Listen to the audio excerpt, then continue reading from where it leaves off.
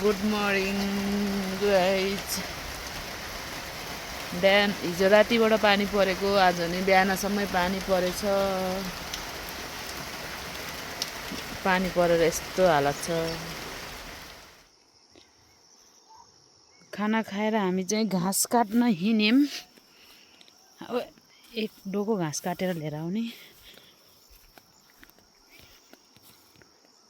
तल खरबारीतिर घाँस काट्न जानु लाग्यो।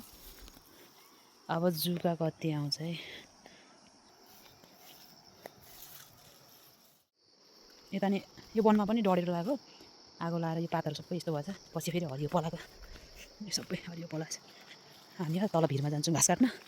पहिला हामीले यतातिर घाँस नपाएर तल अर्काको पनि घाँस चोरिदिन्थ्यौँ। अनि घाँस चोरेर हाल्थ्यो। कहिले काहीँ त ल्याउन पाउँथ्यो, कहिले चाहिँ जसको घाँस हो त्यसले देख्थ्यो। अनि हामी त्यहीँ घाँस छोडेर आउँथ्यौँ त्यता पारि। अहिले यहाँ घाँस फाल्छ फेरि, कोही छैन घाँस काट्ने। पहिला घाँस पाउँथेन, अहिले चाहिँ यहाँ जुकाम सुरु हुन्छ। अब जुका सुरु हुन्छ। अब घाँस त रहेछ। म कता आएँ, बाटो कता हो, यता खरबारीमा घाँस त रहेछ। यता छ घाँस। भैँसी कुल्टेको नि यहाँ हो माथि घरबाट। यही खरबारी हुँदै यस्तो भिरबाट गुल्टेर उहाँ तल बाटोमा पुगेको हाम्रो भैँसी।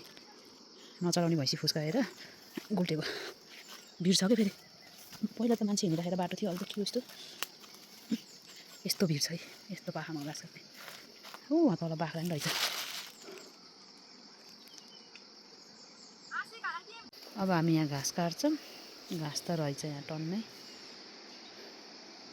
अब हामी यहाँ घाँस काटेर अनि डोको भरेपछि देखाउँछौँ है। ऊ पारि पनि गाउँ छ। हामी यो खोलामा माछा मार्न जान्थ्यौँ। यो चाहिँ गौरी खोला। यो काट्दैछ, मैले यता काट्दैछु। अब त्यो काट्न छ। घाँस त बल्ल काट्ने बेला चाहिँ भएको छैन। अलिअलि यता बिन्ताले घाँस काट्दैछ।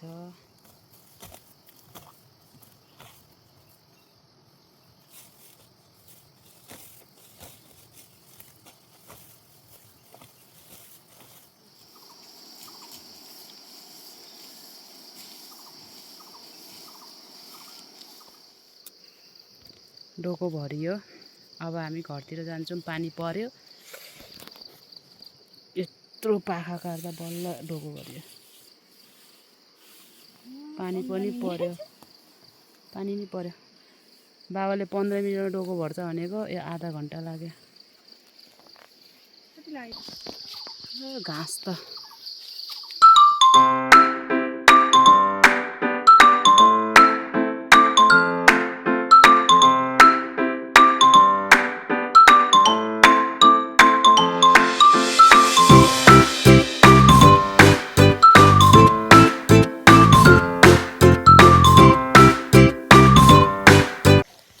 ब्राङ्सा गाउँ।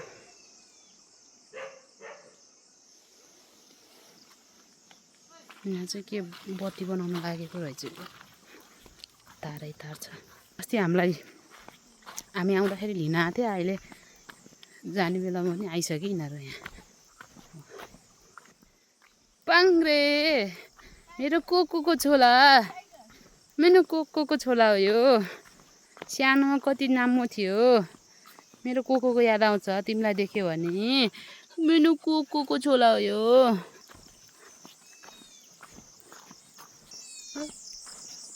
पानीले सबै बाटो बिगारेछ।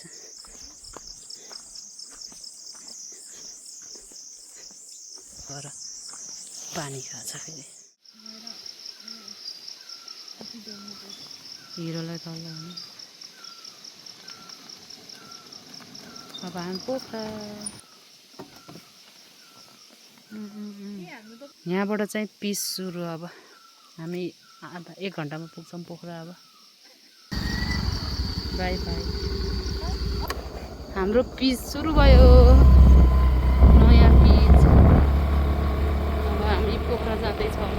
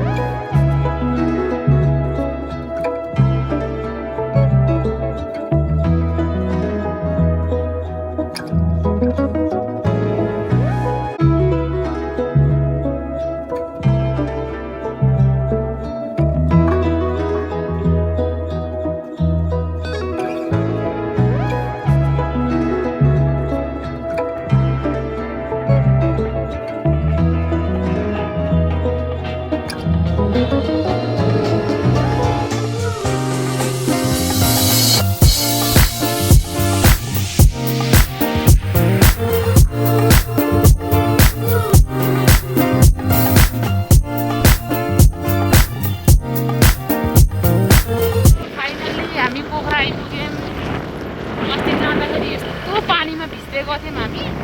अहिले आउँदा चाहिँ धेरै राम्रो घाम लाग्छ र पोखरा पनि देखियो। हामी पोखरा आइपुग्यौँ।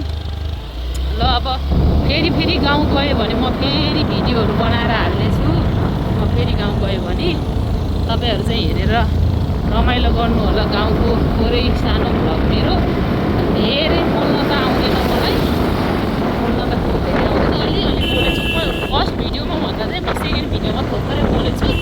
अब यसरी नै भिडियो खिच्दै जाँदाखेरि चाहिँ म अझै धेरै बोल्दा मेरो बानी गरिदिन्छु भ्लगको लागि चाहिँ।